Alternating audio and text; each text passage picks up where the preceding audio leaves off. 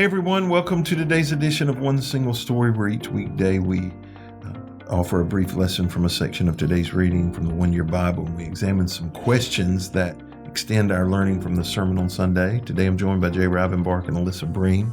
We're looking at a passage from Mark chapter 2, verses 13 through 17. So I'm going to read the passage and then we'll take a look at the text.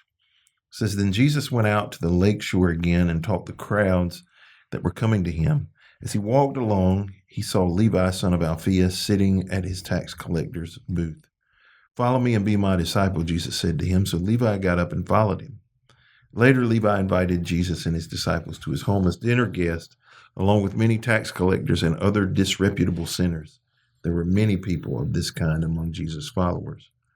But when the teachers of religious law, who were Pharisees, saw him eating with tax collectors and other sinners, they asked his disciples, 'Why does he eat with such scum?' And when Jesus heard this, he told them, 'Healthy people don't need a doctor, sick people do. I have come to call not those who think they are righteous, but those who know they are sinners.'" So as I was reading this passage, it struck me, the question that was asked by the Pharisees and the religious leaders, which is recorded in verse 16. It says, "Why does he eat with such scum?" The translation scum somewhat surprised me. So you got any insight? The word scum there is like an English, a pretty far English translation, because if you look at, a lot of times there's a little asterisk, and in the bottom it says just tax collectors and sinners, but it really helps convey just how harshly they thought of these people, just how they viewed the people who worked for Rome.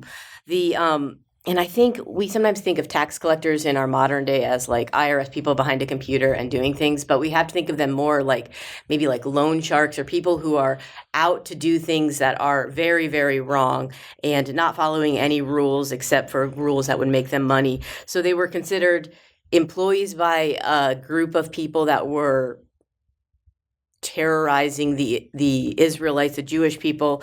They were, and so to be Jewish and to work for Rome at the same time was like this very contradictory thing that caused a lot of problems and that made them extra hated because they were supposed to be on their side. That's how they were raised, and then they went to work for the enemy. So it's this very strong word that's used there because of how strongly we would need to view that. So it was bad enough to be a Gentile, but it was even worse to be a tax collector. And so these people were like the most notable sinners. Like they were out on the streets, they were collecting money. It was viewable. It was not something that was hidden. It was not a hidden sin. It was out there. So it was very obvious that there was a clash of these cultures there. So then how would that come into having this meal and this meal causing such a disruption there? Well, I think it's important to understand the culture. It was more than just people getting together and having a meal. When we see Jesus in Scripture, and just like with these people having a meal, he turned it into a celebration because these people were coming to him. And so it was a big deal. It was more than just saying, we tolerate these people. Literally, when the worst of the worst, as they were described as scum, came to Jesus, he said, let's eat. Let's celebrate. Let's make a big deal out of this.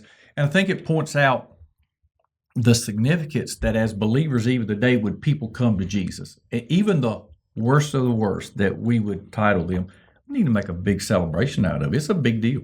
The tax collector piece is hard for us to understand in this country. I would say there are probably a lot of countries in the world where that would not be overly foreign to them, where government, I've been to a lot of countries where government agencies were corrupt and people, were taking bribes. And I have a friend who has been trying to get his mother a passport. He's Hispanic, Mexican, and she's in Mexico. He's been trying to get her a passport for like 2 years. And they've paid bribes multiple times to government officials.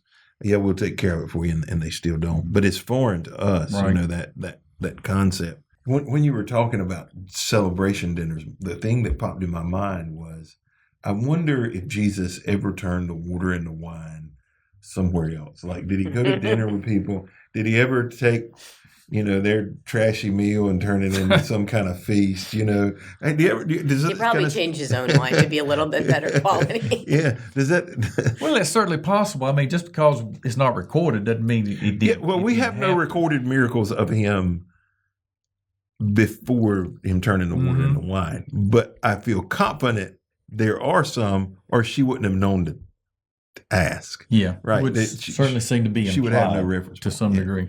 When we talk about scum, like, do you think there are still people that our modern churches struggle to imagine having a place at the table?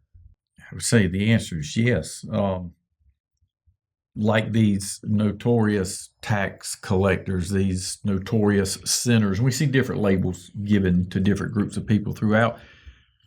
We tend, I think, to have a difficult time, certain labels, certain categories of sin, of celebrating and inviting those people in to be a part of who we are, to assimilate them into the church culture.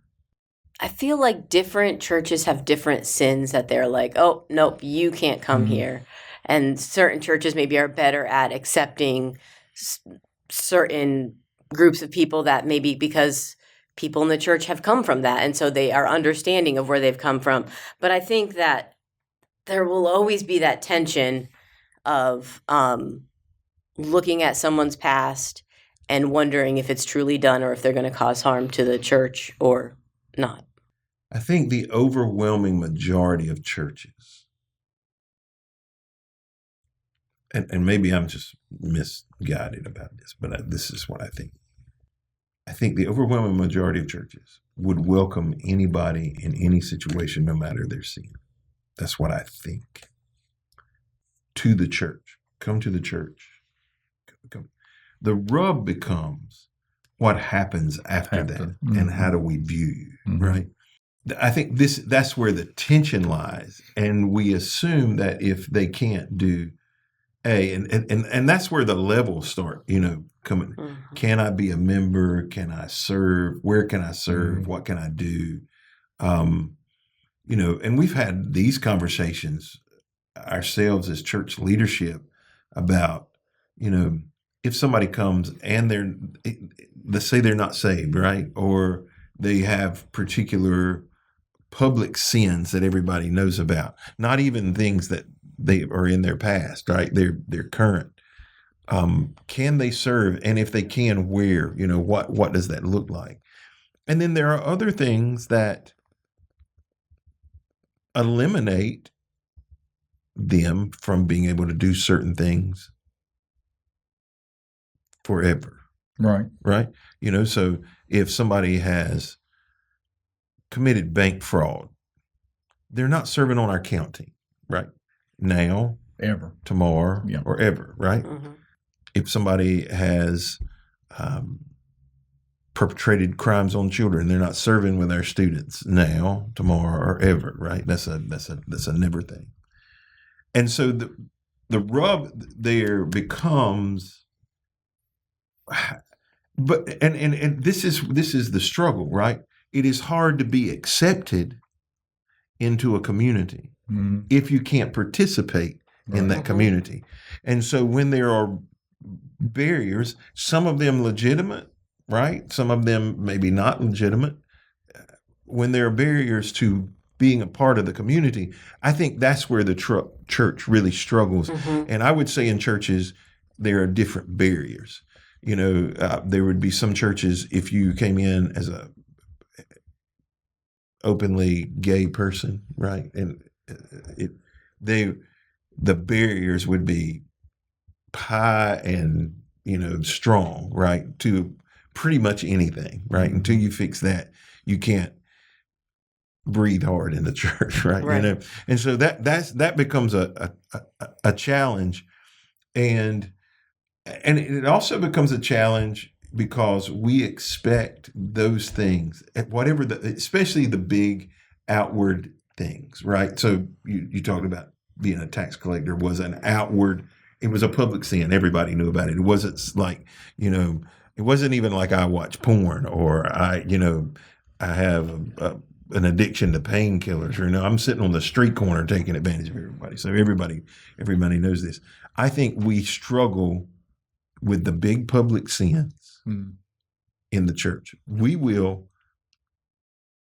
I'm just speaking this is my observation. I think it is easier to turn a blind eye to things that we don't know for sure or true, right? Yeah. Than it is when we know for a fact, okay, this is true. Yeah. Have y'all ever felt excluded? That's not one of our questions, but it's a question now. Have y'all ever felt excluded over a situation in your life? I'm trying to think through. I don't know that I can definitively say yes, and it was because of this. What keeps running through my mind is, in some ways, to me, it seemed like Jesus had it easier in the sense of he didn't have to deal with the organized church and who's dealing with the Jews, and all that we deal with. He was dealing with, let's get these people introduced to me so I can have a relationship and then move on. And whereas we, like you said, and I think those are valid things that you're talking about, that some of the challenges and the tensions. And there's the struggle. You want people to find Jesus, but then what do you do with them after the fact to be a part of the body? That's where the real rub comes in. Yeah. And the thing that strikes me is not only that Jesus is willing to dine with sinners, but sinners want to dine with Jesus. And that he didn't put up such a front of being holier than thou, even though he was. Right. He literally was. That he was with the people and understanding, and so much so that these people who were doing completely horrible things wanted to come and be with him. And I think that says a lot to the church. It's one thing to accept sinners who come in, but like that relationship is two ways, and you have to create an environment that is accepting enough of people that they will want to come in. They're willing to. Desiring to, The example that I would give, when I want to tread lightly here. So obviously I had some things in my past that would give people pause. But when I came to church here, right, when I first started coming to church here, there was a distinct difference in how I was received and how Barbara was received. A distinct difference. And she would tell you that, right? And some of that is cultural. Right, wrong, good, bad. So to be clear, you felt more accepted than Barbara felt. Yeah. Okay, just making sure, because some people might. She would tell you that. Yeah. Right. And I mean, there were people who would literally come speak to me and not speak to her. We'd be standing right beside each other. They would speak to me and not speak to her, and they knew her. Right? It wasn't that they didn't know her; they knew her and knew me. They would just. So, what do you think that is? You mentioned culturally, but I think in cases of adultery, almost the majority of the time, the women carry more of the blame in our culture, in our church culture, than the men do. And we go, yeah, that's what men do. Yeah, that's what I think that's what men do. Oh, if you do that, you're a horrible person. That's the premise of the Scarlet Letter too. That the women walk, they have this big identifier, and although it takes both. Yeah, well, even Jesus kind of, the story of the woman caught in the act of adultery, and they're going to stone her, and Jesus comes in. Like there's a lot of issues with that story. One, who called her? Right. What were they watching? Who was participating? I've always said this about this story. I would even bet that the dude had a rock in his hand. He was one of the group that was going to stone her. That would be my. Oh, the person. Yeah. The one she was with. Yeah. That's that. I wouldn't be. It wouldn't be shocking at all for him to have had a rock in his hand. And so I think we approach people differently based on our own experience and cultural, views of Sure. that. Does the church? How do you think the church does celebrating sinners, and how can we do that better?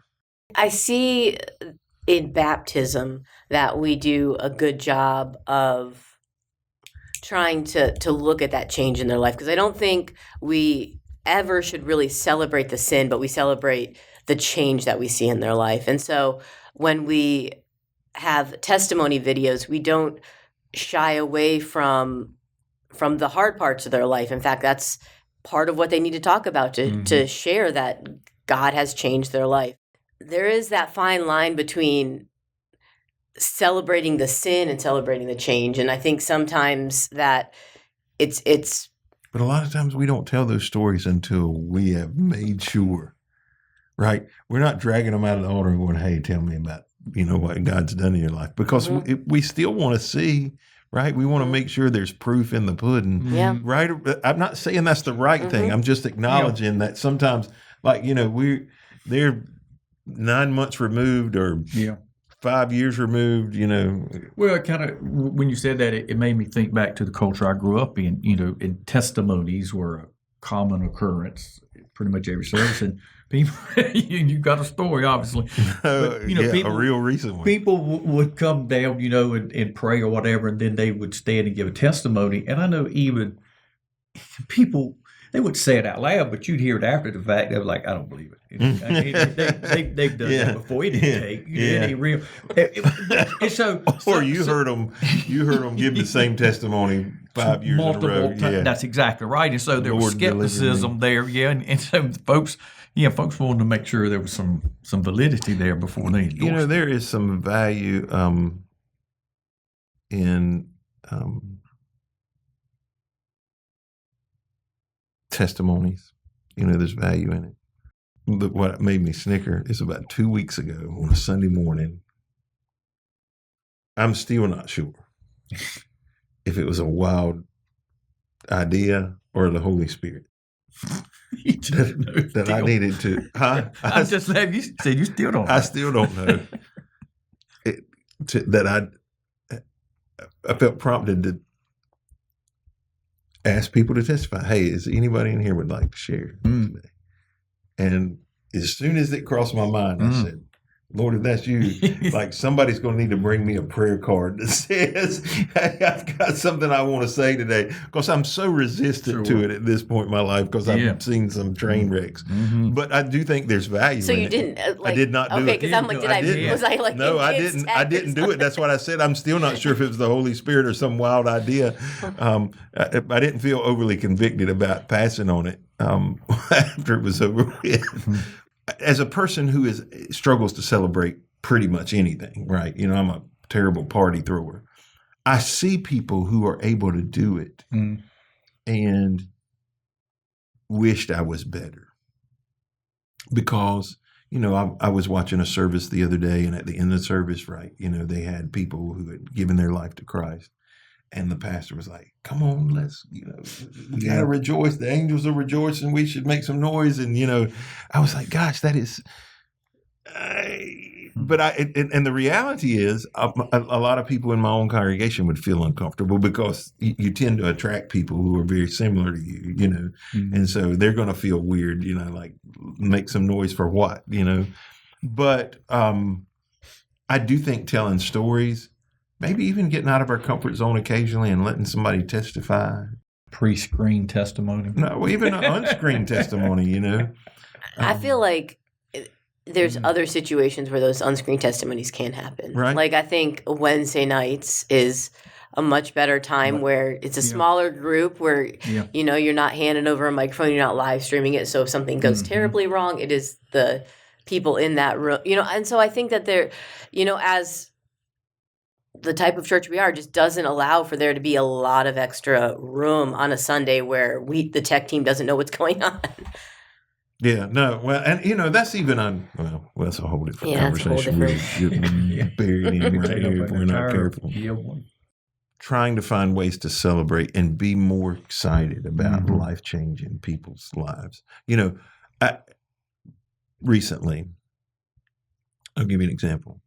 Recently, we had a video from Sean Hardison, and I call him by his name because it was on our social media, about his deliverance from addiction and what God had done in his life. And, he's in church regularly. It's wonderful to see. What I will say about that is we were all able to rejoice with him because we didn't have the history of the addiction. Right. Had we had to walk through that, we would have struggled a lot more with the celebration, But when somebody just walks in and says, I just got out of rehab, I'm free, I gave my life to Jesus, it's a lot easier. It's walking through that transformation that becomes so burdensome that we're exhausted. We struggle to celebrate. So. Well, thank you for joining us today on this edition of One Single Story. We hope you'll be back with us tomorrow as we continue a conversation around our daily Bible reading from the One Year Bible.